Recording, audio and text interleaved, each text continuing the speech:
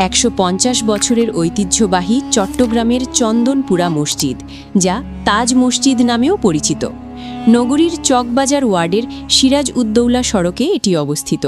ঐতিহাসিক সূত্রগুলো বলছে 1666 সালে নবাব শায়েস্তা খাঁয়ের সেনাদল আরাকান মগরাজাদের কবল থেকে চট্টগ্রামকে স্বাধীন করার পর চট্টগ্রাম অঞ্চলে অনেক মসজিদ নির্মাণ করা হয়।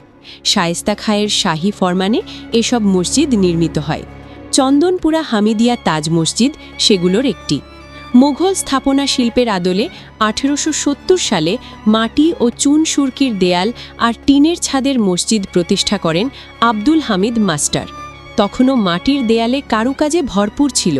তার বংশধর ব্রিটিশ সরকারের ঠিকাদার আবু সাইয়েদ দোবাস 1946 সালে এই মসজিদের সংস্কার কাজে হাত দেন।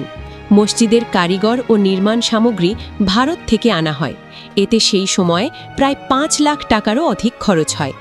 আবু সাইয়েদ দোবাস সেই সময়ে প্রায় 13 শতক জায়গার উপর দোতলা মসজিদটি গড়ে তোলেন। মসজিদে রয়েছে ছোট বড় 15টি গম্বুজ। প্রতিটি গম্বুজে যাওয়ার জন্য আছে সিঁড়ি। গম্বুজ ও সিঁড়িতে ফুটিয়ে তোলা হয়েছে মুঘল স্থাপনা নিদর্শনের প্রতিচ্ছবি।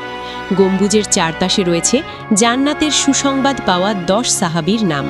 যখন মাইকের ব্যবহার ছিল না, তখন 4 তলা সমান উঁচু মিনারে উঠে আজান দেয়া হতো। এরকম 2টি মিনার এখনও আছে। সবচেয়ে বড় গম্বুজটি তৈরিতে তৎকালীন সময়ের প্রায় 4 লাখ টাকার 15 মণ রূপা ও পিতলের প্রয়োজন হয়। ভারতের বিভিন্ন জায়গা থেকে এগুলো সংগ্রহ করা হয়। মসজিদের চারদিকে যেন রঙের মেলা। হরেক রং ব্যবহার করা হয়েছে স্থাপনার প্রতিটি অংশে। লতাপাতার নকশা আর নানান কারুকাজে সৌন্দর্য ফুটিয়ে তোলা হয়েছে সুনিপুণ হাতে। অনেক দূর থেকে দেখা যায় মসজিদটির বাহ্যিক সৌন্দর্য। চট্টগ্রামের পর্যটন শিল্পের পরিচয় তুলে ধরতে মসজিদটির ছবি ব্যবহার করা হয় দেশ বিদেশের বিভিন্ন প্রকাশনায়। প্রকাশনাগুলোতে এই মসজিদের ছবি থাকায় বিদেশ থেকে পর্যটকরাও আসেন এখানে।